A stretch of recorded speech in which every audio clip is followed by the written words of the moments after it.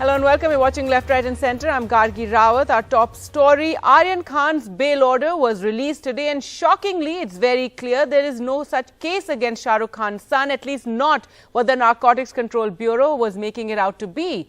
The bail order says there's no evidence of conspiracy between Aryan Khan, Arbaz Merchant or Munwan Dhamecha to commit any crime. On the NCB's claim of WhatsApp chats allegedly recovered from Aryan's phone, the court said that nothing objectionable was found to prove conspiracy. No drugs were found in Aryan Khan's possession, while the quantity recovered from Merchant and Dhamecha was small under the NDPS Act, the court noted. Aryan Khan was arrested on the 3rd of October and spent nearly 3 weeks in jail. Now, Maharashtra Minister Nawab Malik, who's been hitting out against the NCB, has said it's clear this was a fabrication and it's a case of extortion. High court के आदेश से ये स्पष्ट हो गया कि आर्यन खान के मामले में पूरी तरह से फर्जीवाड़ा रचा गया।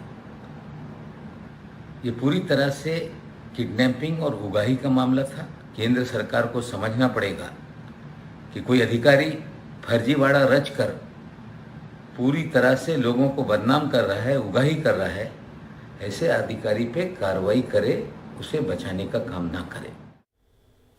Well, to talk more about this case and about what's been revealed by the High Court bail order, we're joined by Sanjay Hegde, Senior Advocate, Supreme Court, and Ashutoshsrivastava, Advocate, Supreme Court, someone who supports the BJP as well. First to you, Sanjay Hegde, what do we make of, what this, the High Court order has said on the bail, how it talks about there's no case to be made, how it says this whole, accusation that the WhatsApp chats prove there was a conspiracy. It says there's nothing in those WhatsApp chats that prove it. Also, the fact that these WhatsApp chats were something that, emerged in the course of investigation after Aryan Khan and all the others had been arrested. Well, I at least had been saying on all TV channels right from the beginning that the NCP did not have a case. They tried to make up a case after having arrested Aryan Khan and his friends. And then they just threw a lot of muck, hoping that it would stick. Today, it has all come unstuck. I think this also has a salutary lesson for the media. A lot of media houses ran stories based on police plants and whatnot. The next time the policeman gets you to run some story, please say clearly to your viewers, this is the police version. This is the defense version. We will have to wait for further developments in court. Otherwise, a lot of the media warfare was, the police says this, these are the charges, and they hold mini trials and hold people guilty. You can't undo all that. Be very careful about what is said based upon police handouts or intercepts. Right, but Sanjay Hegde, also the fact that the lower court didn't grant Aryan Khan and the others bail. The first court said that there was some technicality, that they weren't the correct court to go to, but then the Sessions Court didn't grant them bail, and finally they had to wait for the High Court. We saw the same thing happening in the Riya Chakrabarti case, and in that also eventually the case was found out to not be exact what the Narcotics Control Bureau was claiming. Of course, the Narcotics Control Bureau will now suffer a great loss of credibility because it has tied its fortunes and its reputation to the reputation of that particular officer. Be that as it may, you spoke about the Sessions Court. Now, the Sessions Court in this very case, with regard to all the other accused, let them off straight out. That itself was enough of an indication. As far as this case was concerned, with so much media attention, probably the judge felt that it was a matter where it was better that the High Court granted bail than that somebody said anything about a Sessions judge who had no constitutional protection.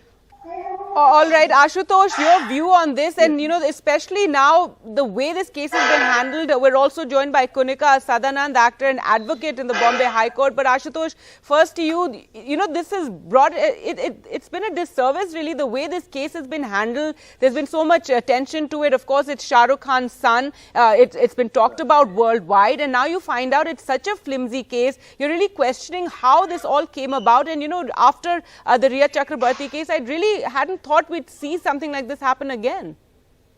Yes, see, I feel that, all these authorities, including NCB, they are expected to be very serious about, making the cases while investigating, while arresting, the accused.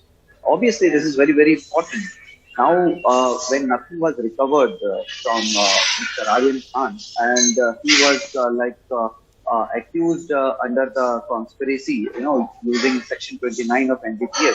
Now, conspiracy, criminal conspiracy is a very, vague term which has to be utilized in a very, very rare cases and with all, available evidences to it.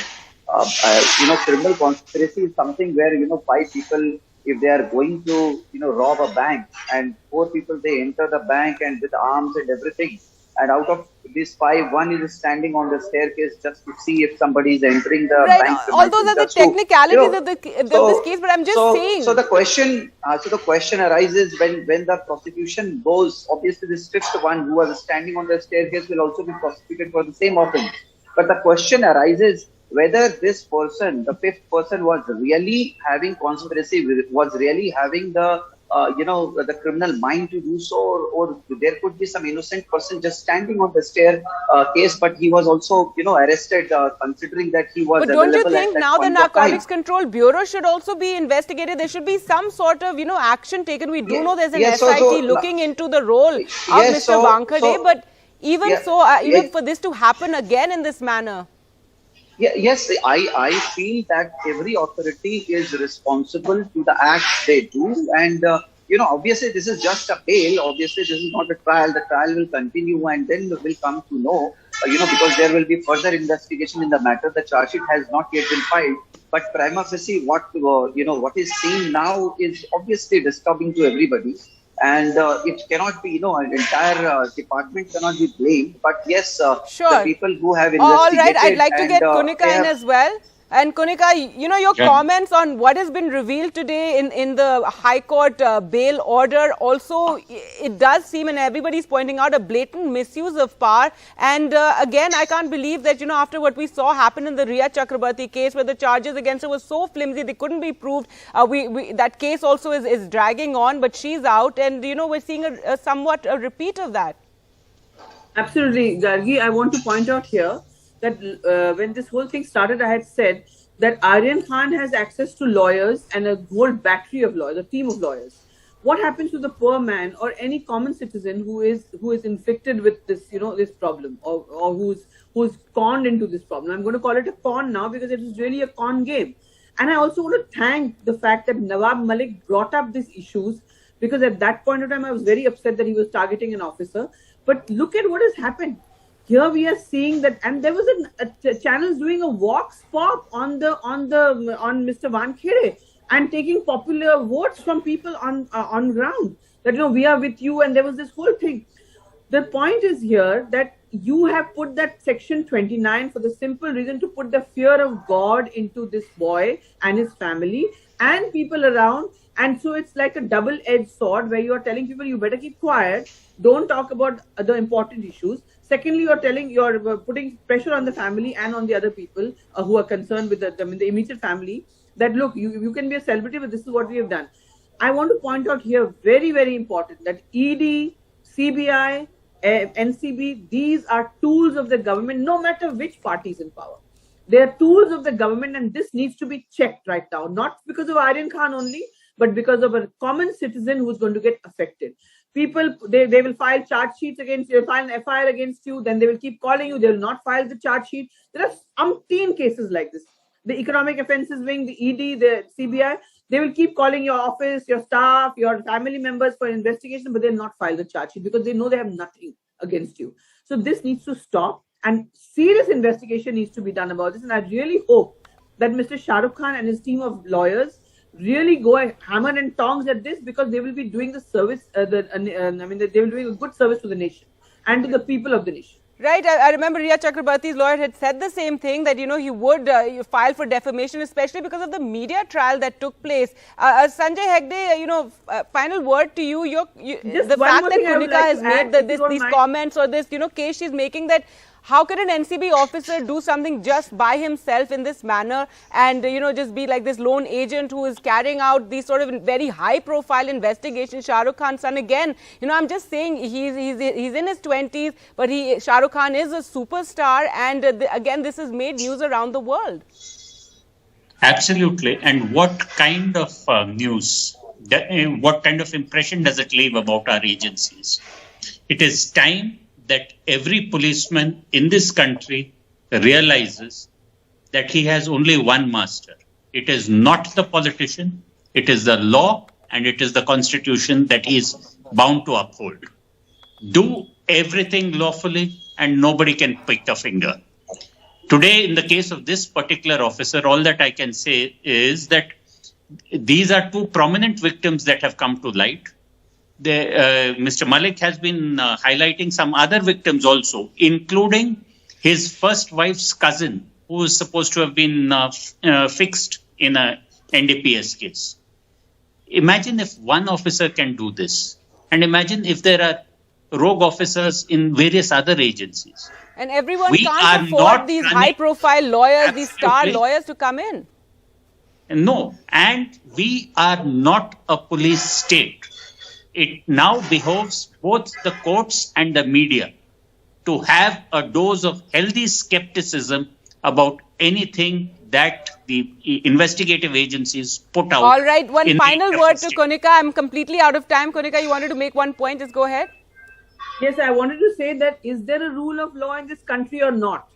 And as the advocate of the gentleman Ashutosh Srivastava just said, that this is just a bail order. I'm sorry, sir, but the bail order will also, the tone and tenor of the bail order will also prevail on the further investigations. And it must. Madam, in many cases, bails are granted, but after that, the trial. All right, we'll wait for the charge sheet, but it's very clear from what the Bombay High Court order has said, the bail order, that there is nothing, there's no case there. The WhatsApp chats don't stand, which is one of the main things that the NCB was talking about when it was trying to make this case of conspiracy. We'll have to leave it there. Thank you all for joining us this evening on the program.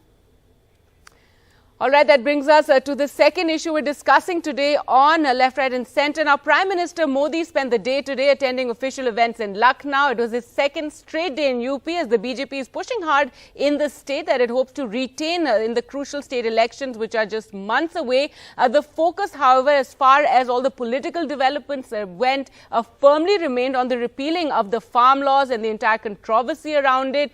BJP MP Varun Gandhi, who's been increasingly offering views divergent from his party, posted a letter online to the Prime Minister. It was addressed to Prime Minister Modi, in which he listed 4 big demands following the centre's surprise cancellation of the controversial farm laws.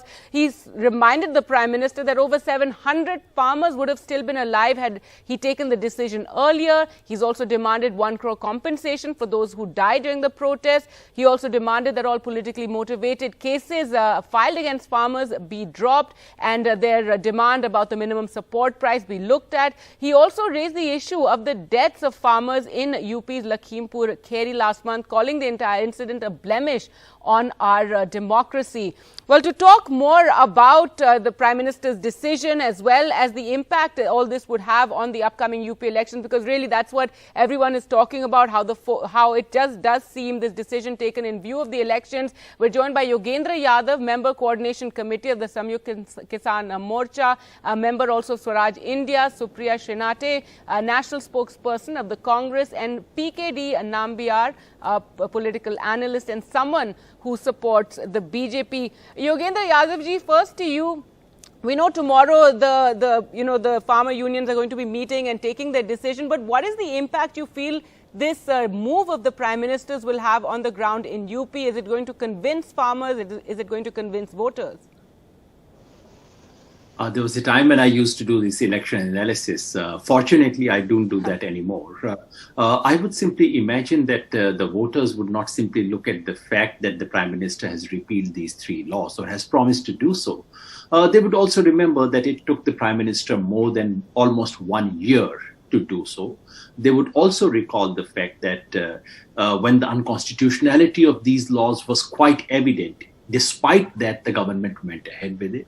They would remember all the things that the farmers were dubbed as terrorists, Khalistanis, Pakistanis, agents of Congress, Dalal and Aratiya. I guess farmers don't forget these things.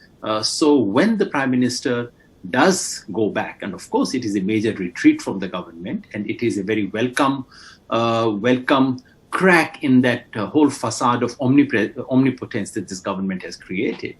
They would see it as a tactical retreat. They would see it as a political move.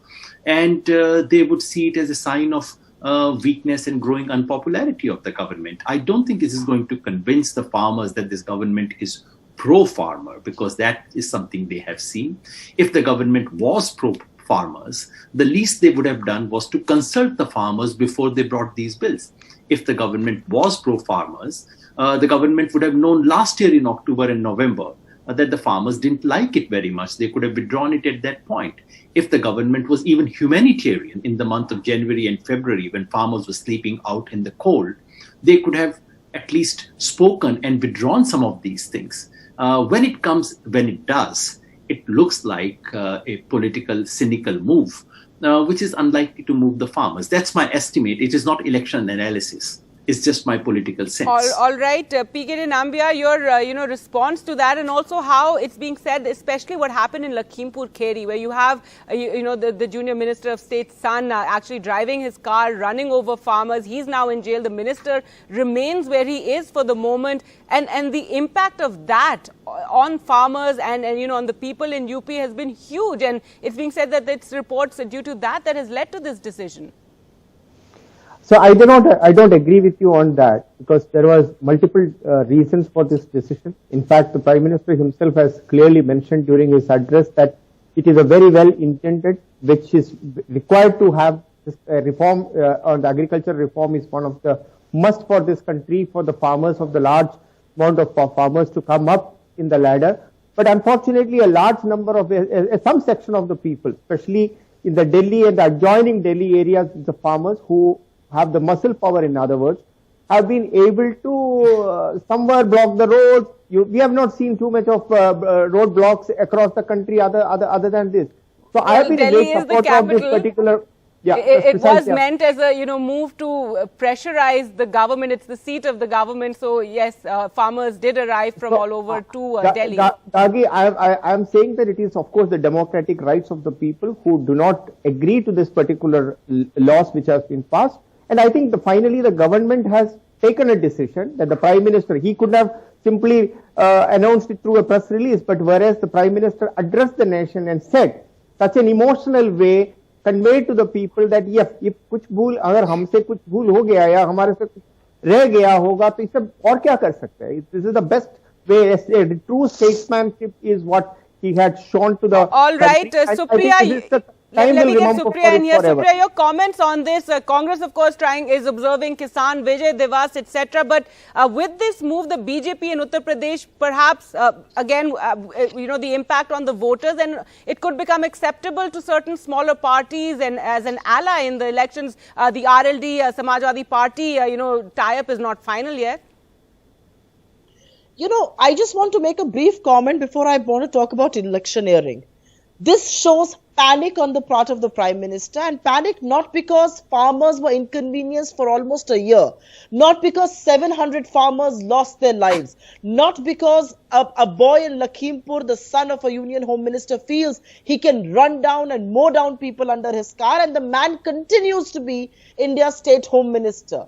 He's panicking because he is seeing an impending loss in elections, and in an election as crucial as Uttar Pradesh. This is not a change of heart. What is he emotional about? Not a word about 700 lives lost that could have been saved. You are telling me these are good reforms. Who is going to trust the Prime Minister? Because the same BJP leaders are today saying, Once the UP elections are over, we will bring back these laws. This government runs on ordinances, but they're going to wait for the winter session so that these laws can be taken back. You've just extended the tenure of ED and CBI director through ordinances.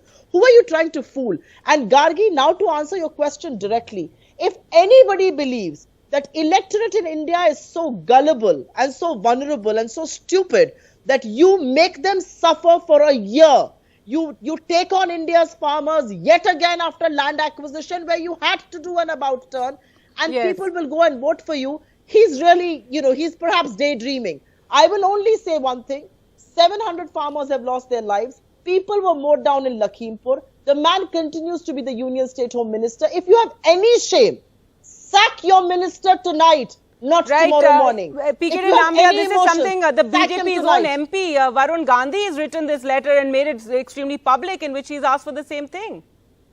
In a democratic party, I believe that people who have got an opinion should have the right to raise their voice. And I think if Varun Gandhi he is not just an MP of a party, he is also a citizen of. He has got some concern. Why not? Maybe yes. I am a great. I don't represent BJP. I support the views of that right leaning. But I wanted to tell you something. If Varun Gandhi has got so much of an issue with this particular party or this thing, he should look at. There are many other options. We are such a large country. I don't know. Either he should very interesting. You said that Yogendra Yadav, you wanted to make a point earlier. Yogendra Yadav wanted to respond to what you said earlier. Go ahead. 1 minute. Let Mr. Yogendra Yadav respond. Yes, go ahead. It was amusing to hear about democracy from Mr. Nambiar about the BJP. Well, yeah, I thought Mr. Nambiar did not do much justice to the Prime Minister of the party he supports, because he seemed to be suggesting that there were some muscle men from nearby states. And are you suggesting that the Prime Minister has buckled under muscle men? I mean, you're not surely doing justice to the Prime Minister. Also, the whole defense that you put up seems rather odd to me. The Prime Minister did not say humse galti hui hai. You probably didn't hear the Prime Minister very closely. I did. The essence of what the Prime Minister said was, you are an idiot, but I apologize. That's what he was saying. Well, he did say, I apologize for not being able to convince a section of the farmers. I'm sorry, I'm completely out of time. I apologize here. We're completely out of time right now. Thank you so much for joining us with your comments on the show today. Thank you all for watching at home. Goodbye.